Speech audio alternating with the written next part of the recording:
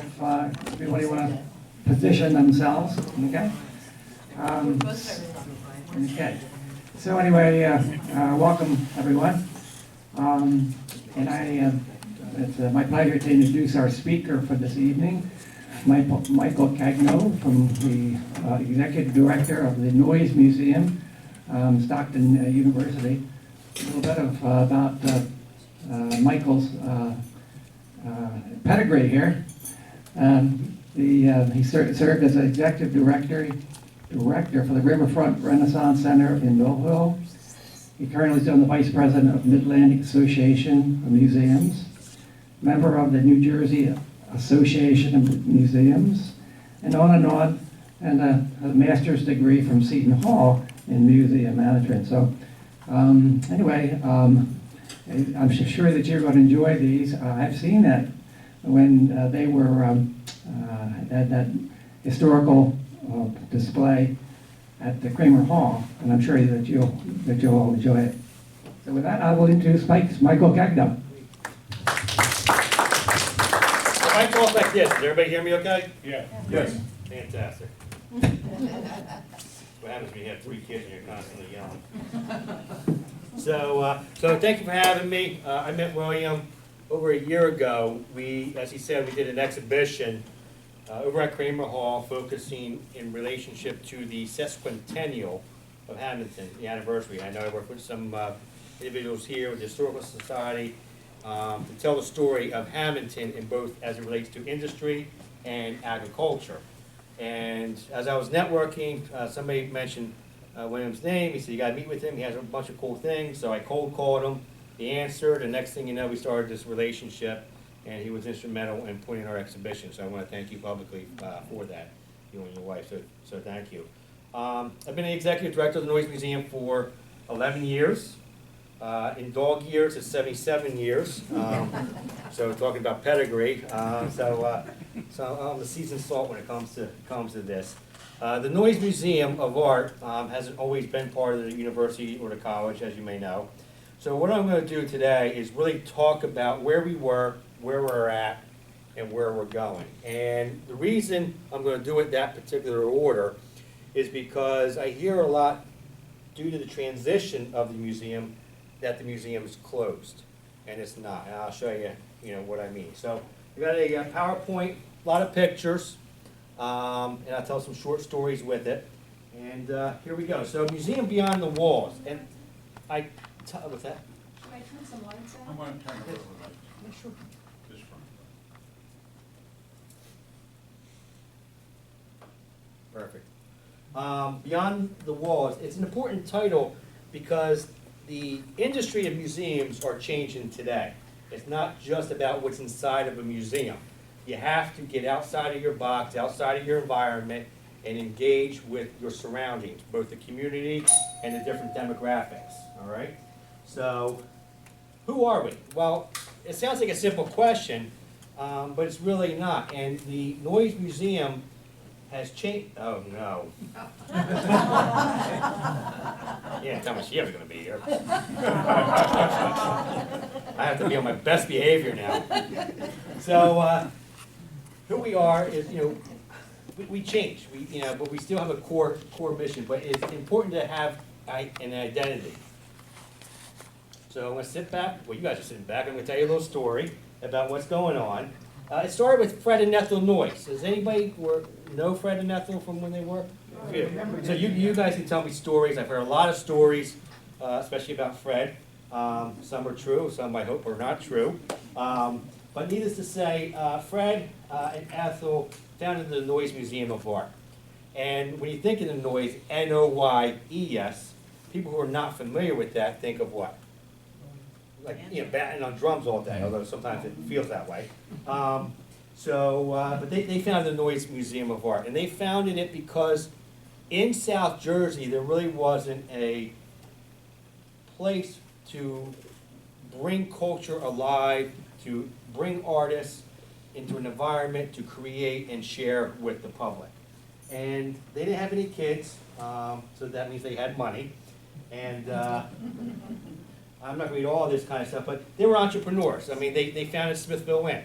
and which was an old stagecoach stop back in the 1700s. And they had a vision, and Ethel looked at the Smithville Inn at Smithville and said, you know what, I'm going to do something with this. And she imported all these different buildings from around the area, and they sold it to CBS and made a mint on it.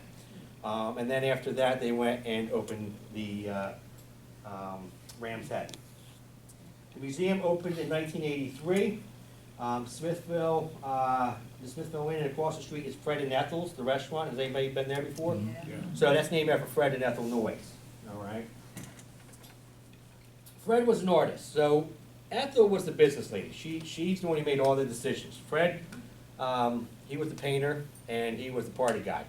And he was very eclectic in his paintings. He did representational stuff, but also a lot of geometric and a lot of bright color still lifes. And he focused his inspiration around South Jersey, in particular the waterways, the pinelands, and things of that nature.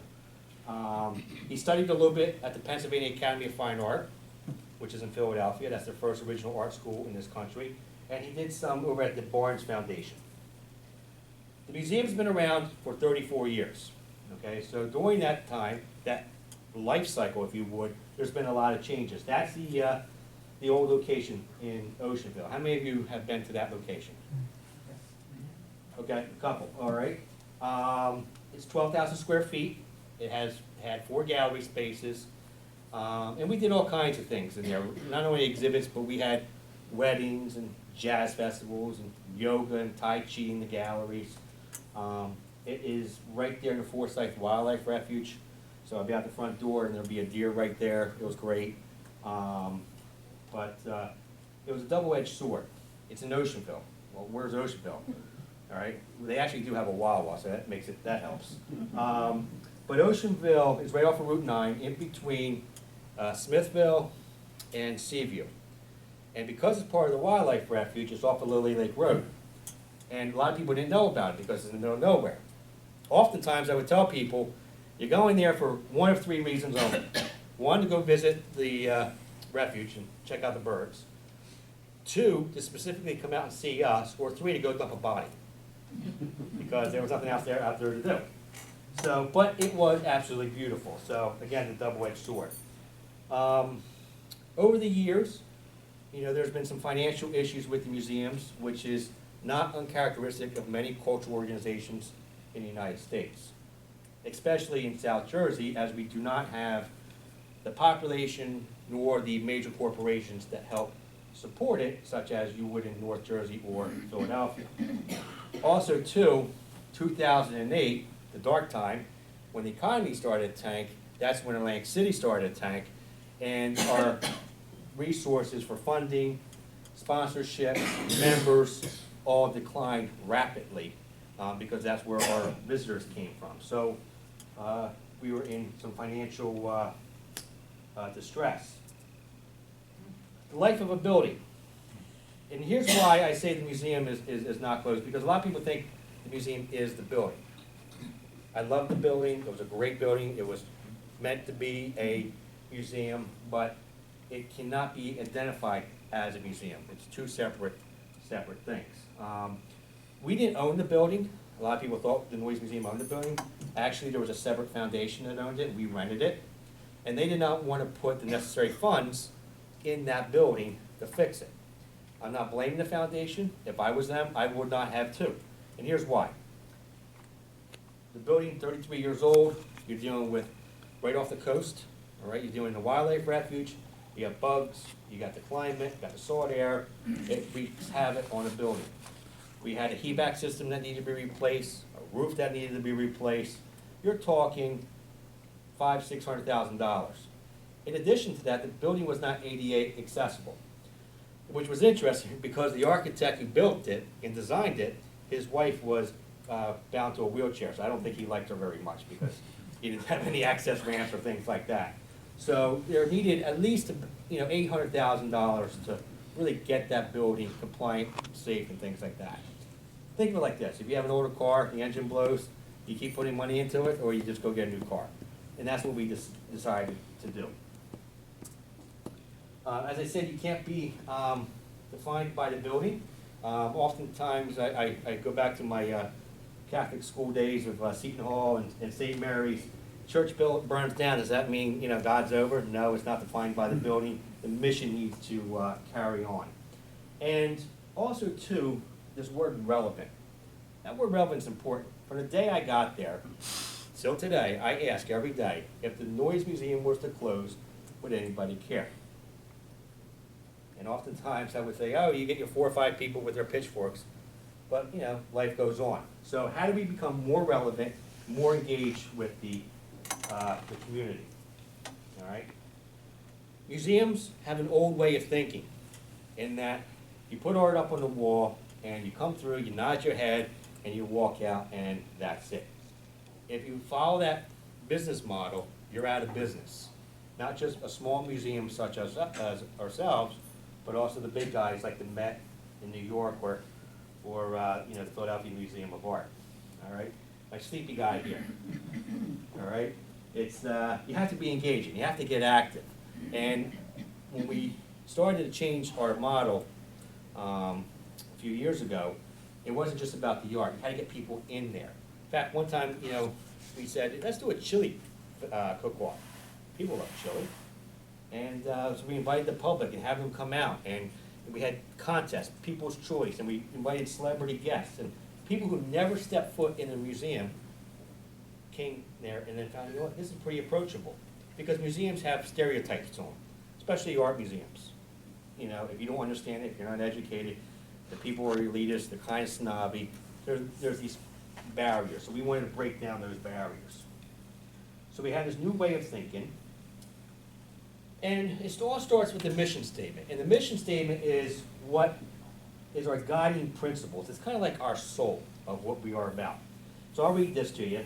Building upon the core of Fred and Ethel's Noyes collection, the Noyes Museum of Art at Stockton University provides Southern New Jersey region opportunities to learn about, explore, and experience the arts. It's important to recognize, when I started off with identity, that we're not going to be the Metropolitan Museum of Art, so I'm not going to have Van Goghs there. I'm not going to be the Philadelphia Museum of Art and have Rodin there. Okay, those places already have it. What do we have here in Special in South Jersey? Let's embrace that. We can still bring in some of these other things to diversify, but let's embrace our own area. And it's very key when we talk about, oh, by the way, there will be a test after all this. Now that Ms. Donio is here, I want to make sure I have proper measurements to make sure you're paying attention. So we have learning and exploring and experiencing. And I'll pick on experiencing for a moment, because it's to stimulate all the senses. The museum is a visual art, but like I said earlier, we also brought music, we brought writing, we did cooking in there, so you bring in the smell. So we want to make it tantalizing for all the different senses and make it approachable. Based on that mission statement, it is our goal to be the premier place in South Jersey. But how can you do that if you don't have a building? We have buildings, we just don't have that building. All right, so some key words that we go by on day-to-day from a management point of view is inclusion. Now, I'm speaking pretty much to an all-white audience here, all right? That was my population in Oceanville. However, that was not reflective of really South Jersey. So how do we be more inclusive? And not just with skin color, but socially and economically, to embrace the community as we see it. Accessible, collaborations, ROI. Does anybody know what ROI is? Return on investment. So it's not just about money, but if we put time into something, what are we getting out of it? And if you're putting time into going to the museum, what do you get out of it? Hospitality. That's the toughest job, because people say, oh, you're in the art business. We're really not. We're in the hospitality business. My toughest position in the museum is my front desk, because they're the ones that have to deal with you people. So you guys come in, and if my front desk says, hey, is in a cranky mood because she had a bad night, and even though I may have a Picasso in there, you already set a bad tone, and your trip starts miserable from that. All right, so it all starts with the hospitality. Progressively pursuing their models. My lawyer told me that I cannot say, which I've been saying for 10 years, let's rip off other people's ideas. He worded it this way. So why reinvent the wheel? Let's just rip off or leverage other ideas. So when we think about tactics and how do we do this, how do we re-engage the community since we've gone through this transition, some of it is very strategic. And some of it's just throwing a bunch of mud in the wall and see what sticks. Okay? So, change ahead. Well, it starts with a friendship. And our biggest friend was the Stockton College. All right? We've always had a relationship with them over the years, with their students and their faculty coming over, but it was really informal. So what we did was we leveraged that relationship. We kind of got engaged with them. All right? Meaning that they invested in us not only monetarily, but also with resources and ways to help us for professional development, marketing. If our computers went down, I always call Geek Squad. I'm waiting for the little buggy to come in here and fix it and then charge me all this money. Stockton's IT department will come over, fix it. Didn't cost me things. So we got engaged. We had an agreement, all right? There was expectations of what they were to do and what we were to do, all right? And Stockton, like I said, capital investments and student and faculty involvement, marketing. Change in name, it was to Noyes Museum of Stockton College, all right? So, but the Noyes Museum itself was always positioned up front. And like every relationship, it's not one-sided, all right? We had to expand an intern program, create opportunities for the students and the faculties, increase their curriculum in the arts, all right, especially a Bachelor of Fine Arts and Arts Management. So it's a good relationship. And it started in 2010, 5-year plan. We had benchmarks, we reviewed this every year, and then finally, we got married in 2016, so only a little over a year ago. The Noyes Museum is officially part of Stockton University. And today, because we don't have the building in Oceanville, we still have a bunch of other locations. Kramer Hall, as William mentioned, right down the street. Seaview, we've been in there since Stockton took it over in 2009, all right? Atlantic Care has a healing arts program. We've been there for a number of years. The gift shop here on 2nd Street, the Arts Garage in Atlantic City, and our most recent partnership, the Claridge in Atlantic City. Claridge is no longer a casino. It is that is going up and down, right, as far as getting darker and lighter. Oh, good, I'm not having a stroke. All right, good. So, 26,000 square feet. They have about 90% occupancy year-round for their rooms. And they donated that space for free, paying the utilities and everything, and then we change out exhibitions every 3 months. So it doesn't cost us anything. It's another attraction for them. So it's all, again, about that collaboration and friendship. Atlantic Care. Let's see if this would actually, no, we will not do that. Okay. So Atlantic Care Healing Arts Program. They started this back in 06, 07. I know we have the emergency room here. When you go into Atlantic Care, all right, either voluntarily or non-voluntarily, whether it's here or in the city or any other sites, check out what's going on in the rooms. Not just artwork on the walls, but think about color of the walls. For instance, a lot of the rooms are painted soft blues and cool colors. Why do you think that is? It's calming, right? So you're not going to paint the room in the cardiac unit red, right? So they are spending a lot of time, resources, bringing in architects, designers, and artists to create an environment that not only helps to reduce the stress of the patient, but also the caregivers and the families. And they invest, for every project they do, 1% of construction costs to that, and it is all to New Jersey artists. So, and they are the leader in the state of New Jersey of doing this. As I mentioned, the Claridge, we opened this up in May.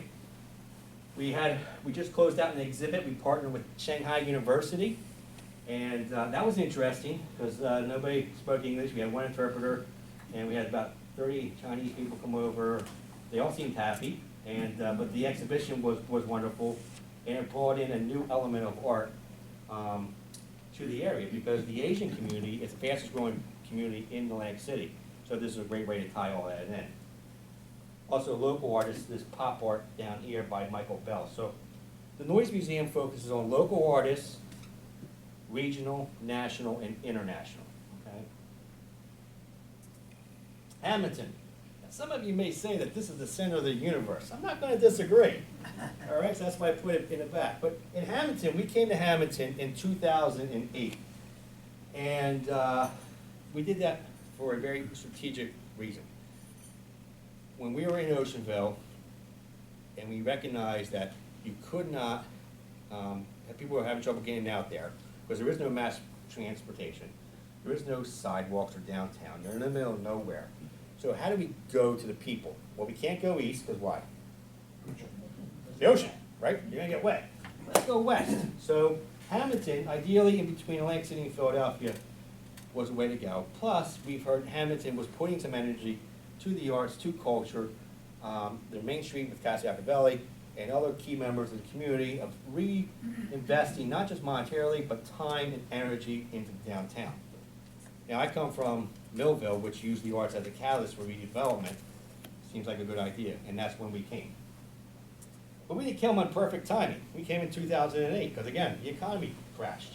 So here is our location before we went in there in 2008. We started it off with an art gallery, all right? Really nice, very clean, but people stopped buying art. But we didn't want to close it. How else can we then get involved to not only keep the doors open, but also generate revenue? Well, we diversified. So now we have a custom framing shop. We now have, instead of a gallery, it's more of a retail shop. We do things such as coming up November 25th, Small Business Saturday after Black Friday. We're involved with the community. Every time I turn around, Kelly and Jim are asking me, so I don't answer the phone no more because it's always a yes. So Touch a Truck, Fringe Festival, food truck, all right? So really getting involved with the community. That drives people in there. They shop, they're buying local, handcrafted things, not the stuff that you get in at Target. So the artist wins, you win because you're buying something original. We win because we can keep the doors open, and that is the new business model. Kramer Hall. How many of you have been in Kramer Hall? Good. So we've been in Kramer Hall since it transitioned from Stockton University. But because of the transition from Oceanville to Hamilton, we increased our footprint within the building. So we now have 2 galleries. My office is, one of my offices is there. We just had Family Fun Day this past weekend. A lot of activities out there. And because of 2 galleries, we do a lot of different shows. We had a photography Pineland show. And currently up right now, I encourage you to see, is the immigration show, dealing with how communities in South Jersey were formed based upon different immigrants. Classes and workshops. We do a lot of food in there. I think I've gained 20 pounds in the last 2 years since I've been more and more in Hamilton. And also our collection is stored in Hamilton. So a lot of great things happening there. The Lure of South Jersey is open until January 7th. We have an interactive piece there. The back wall, if I go back a moment, back here was designed. And you have these, you see these postcards up there. These are reproductions, but I encourage you to go there, visit, take a postcard and write your story or your ancestor's story. And then we post it right on there so that it's a great way of storytelling. I just finished installing, before I came over here, a new photography exhibit from a Hamilton resident, Kevin Husta. And he has these photographs all around Hamilton. That's a train whizzing by. But what's really cool too is his frames are all custom made. He went out and found through old buildings and stuff, he probably picked your trash, and got wood and created frames for these pieces that are from Hamilton. So really fantastic. And the reception is part of Third Thursday. I hope everybody knows what that is and when it is. It's Third Thursday of every month. You'd be surprised. When's Third Thursday? Are you kidding me? It's you know, it's after Friday. So November 16th is the opening reception, and Kevin will be there. It's free. We have great food. It's a wonderful time. Miss Donia, how am I doing? I'm gonna pick on you all night because I don't get an opportunity to do so in public. Are you talking to me? Yeah, Miss Donia. This is not what I thought you were gonna be doing, though. What you thought I was gonna I do? thought you were bringing those old photographs, and then you would have been in trouble. And you were gonna, you know, the ones you have going? Oh, yeah. No, no. She is checking up on me. Atlantic City. So I spend half my time here, half my time in Atlantic City. And Atlantic City is using the arts as a piece of redevelopment. Just like Stockton's building a new campus, the campus is not gonna save Atlantic City. It's a piece of saving Atlantic City. Get enough pieces, hopefully you'll be saved. There was a parking garage there right next to the outlets, and they had this retail space, an open space. We partnered with the CRDA, and we said, you know what, let's use the arts as an arts incubator space and bring artists in there, almost like a mall, and give affordable spaces for artists to work, and also not only to work and create their art, but to bring it to the marketplace. So after it was all finished, it looks great at night. Do you guys see in the press that they're tearing this down now? Trump Plaza is gonna get teared down in a couple weeks, so that's gonna be interesting what they do with it. There is a master plan to use the Arts Garage as the creation of an arts district. So Day Hall, which is down the block, and we have artists that are already moving in the neighborhood, living in the neighborhood. There's this big attraction to the, oh my God, what's the group that drives me nuts? Millennials, that's what it is. Millennials. So a bunch of young people are coming in and moving into the neighborhoods, which is great. And this just, you know, give you an idea of where the Arts Garage is. That's the big boardwalk hall and things. So the Arts Garage, the Noyes Museum has a gift shop there, no different than here in Hamilton. And we do a lot of things here. It's 17,000 square feet, all right? So we just had a huge fashion show 2 weekends ago. We had live jazz music. We had another event, I forget which one this one is. Here's installation of artwork. People can come in and we have activities. It doesn't cost anything. You want to hang out, play chess, play Monopoly, read a book in the cafe, take an art class. A lot of things happening. In fact, this Saturday, we're having our first wedding there. They're getting married in a gallery, and then the rest of the place would be the reception. So, and the mother's, the bride's mother, they call that bride's mother or whatever it is. Nuts. I can say that because she's not from the area. We have a lot of exhibits there, again, focusing locally.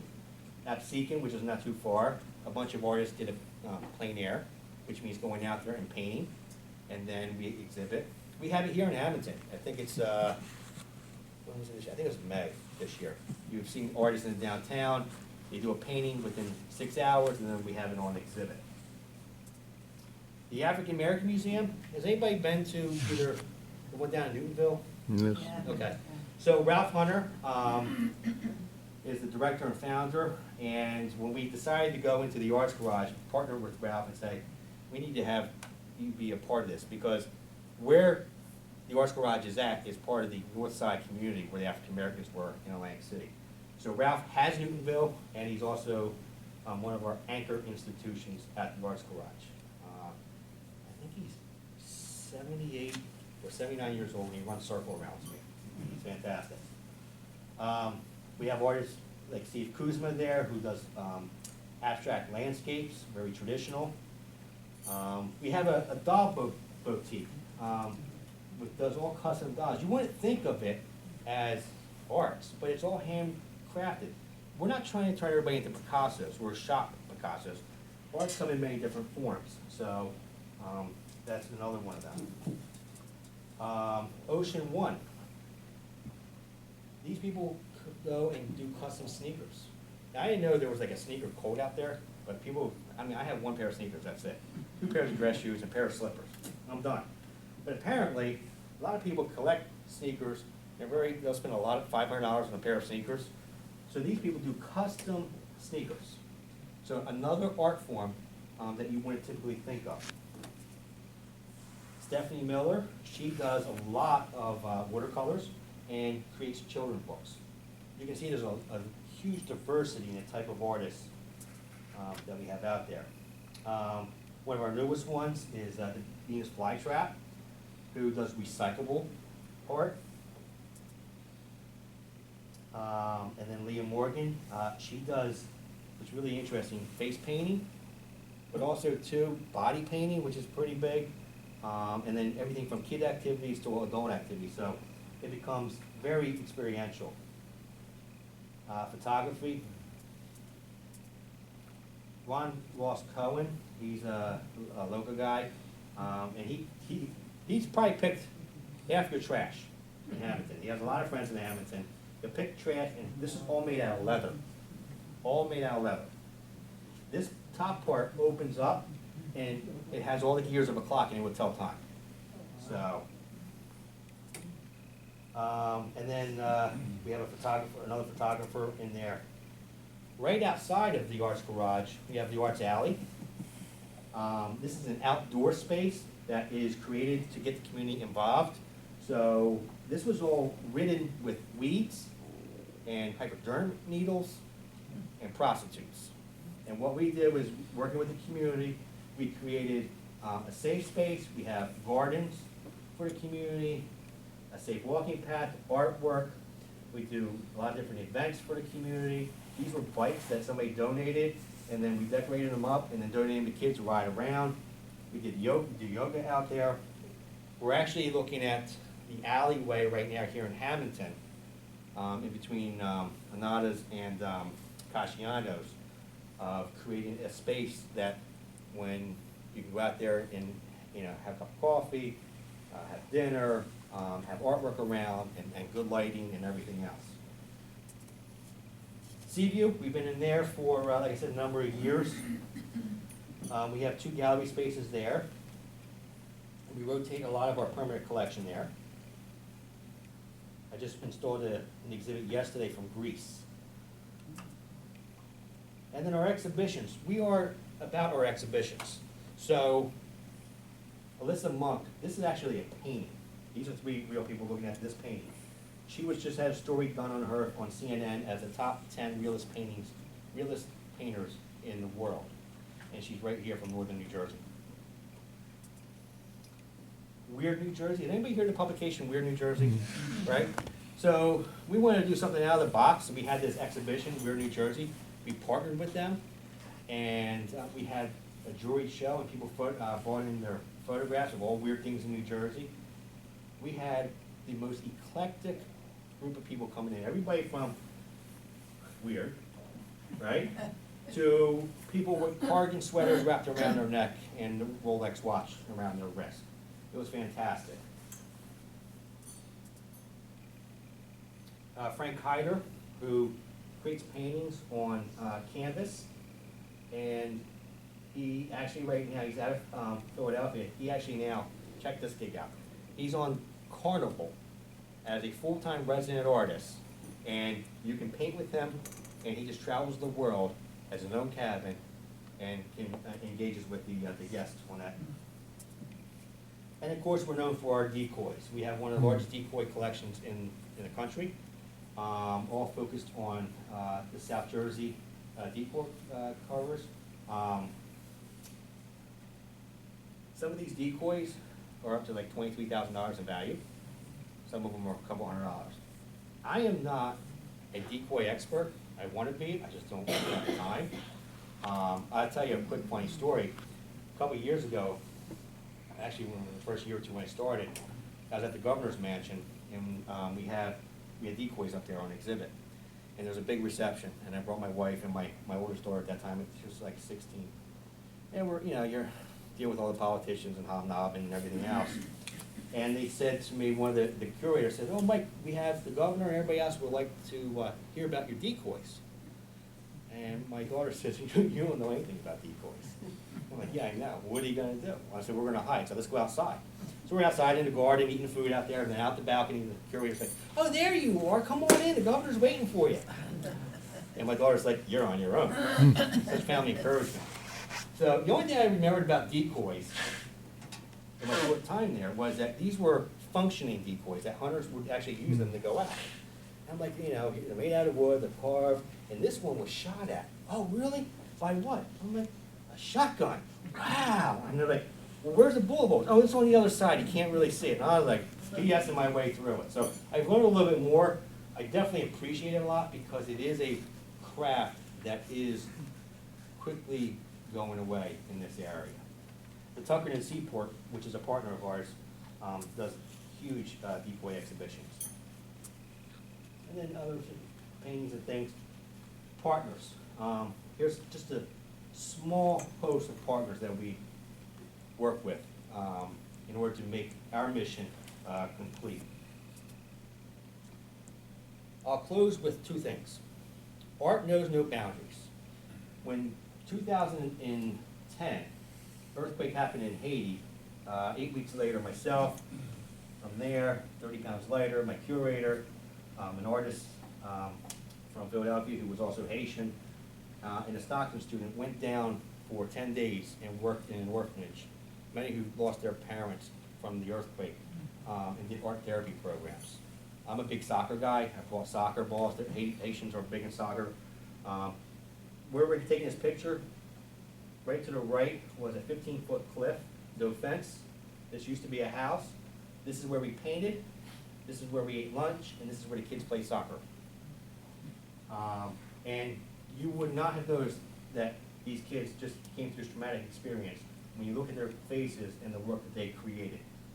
So art knows no boundaries, geographically, socially, economically, and politically. And I'll close with this. I'm pushing the Lower South Jersey immigration exhibit because it's here in your backyard. I encourage you to see it.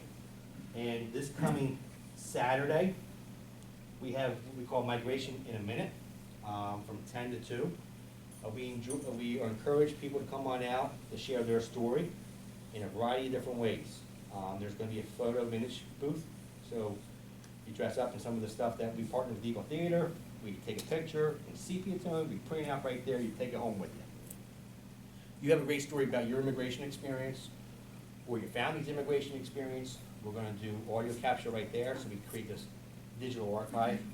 If you have important documents or photos that you want to have digitized, bring it. We're going to scan it for you, put it all on a USB, not charge you, and you'll have all that for you from 10 to 2. And there'll be food. You do everything around food. So I encourage you to attend. So that's my Noyes Museum in a snapshot of where we've been at, where we're at now, and where we're going in the future. Thank you.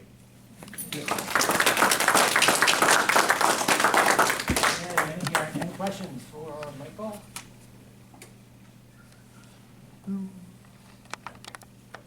Okay, well, thank you, Michael. Thank you, sir. I know Appreciate you have expanded my horizons on and so I wanted, on behalf of our cool. to present you with this token of Appreciate it. appreciation. Thank you so much. Okay. Awesome. Thank you, guys. Good to have you.